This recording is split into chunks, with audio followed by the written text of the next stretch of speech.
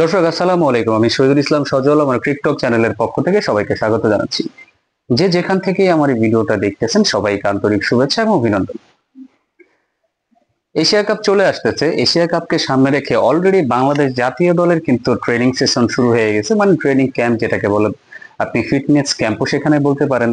সেই ফিটনেসে প্লেয়াররা ঠিক মতো তাদের ফিটনেসটা ধরে রাখতে পেরেছে কিনা বা সেই স্ট্যামিনাটা তাদের মধ্যে বজায় আছে কিনা, সেই জিনিসটা দেখার জন্য এই ধরনের ফিটনেস ক্যাম্পের আয়োজন করা হয়। তো সেইখানে মোটামুটি সবাই উপস্থিত ছিল। উপস্থিত ছিলেন না শুধুমাত্র বাংলাদেশের ক্যাপ্টেন লিটন কুমার দাস।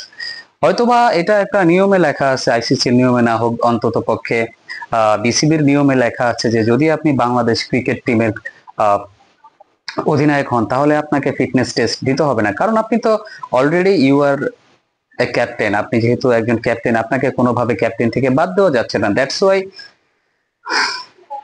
আপনার পরীক্ষা দেওয়ার মতো কিছু নেই, আপনি অলরেডি অটো পাস।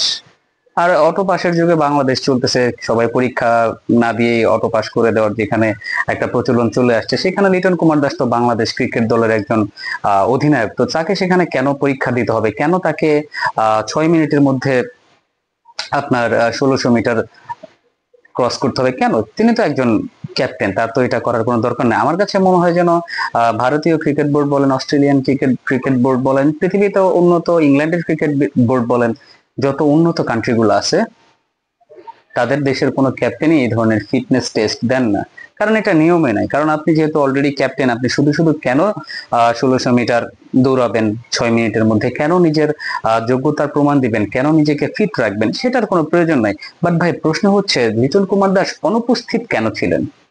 তিনি উপস্থিত কেন ছিলেন না? তিনি কি দেশে নাই, নাকি তিনি দেশের বাইরে? তিনি যদি দেশের বাইরে থেকে থাকেন তাহলে বিসিবি কেন তাকে ছাড়া এই ফিটনেস ক্যাম্পটা করলো? কারণ তার কি কেন দরকার নাই? তার ফিটনেসের দরকার নাই কেন?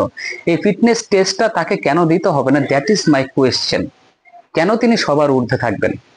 একজন প্লেয়ার ফিটনেস ক্যাম্প চলতেছে সেটা সবাই জানে। আর ইন টাইম দলের সাথে রিপোর্টিং করার দায়িত্ব তো সবারই, সেটা ক্যাপ্টেন থেকে শুরু করে একজন দলের টিম মেম্বার, তারও কিন্তু সেই রেসপন্সিবিলিটিটা থাকে। তো সেই রেসপন্সিবিলিটি থেকে যদি লিটন কুমার দাস নিজেকে একটু আলাদা মনে করেন বা সরায় নিতে চান, সেটা তো আসলে কোনোভাবে মানা উচিত না। অ্যাজ এ ক্রিকেট ফ্যান আমি এটা মানবো না, কারণ আমার কাছে মনে হয় যেন ফিটনেস টেস্ট সবারই দেওয়া আছে। যেহেতু আপনি একটা জাতীয় দলের ক্রিকেট টিমের সদস্য, সেখানে আপনি কতটুকু ফিট তার উপরে ডিপেন্ড করে যে আপনার টিম মেম্বাররা আরো কত বেশি ফিট থাকবে।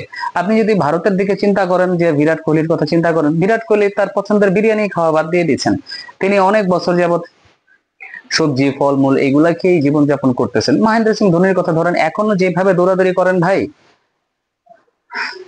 18 বছরের ছেলে ফেল, 18 বছরের ছেলে ফেল, তিনিও মহেন্দ্র সিং ধোনিকে দৌড়ে হারাইতে পারবে বলে আমার মনে হয় না। So that is called fitness.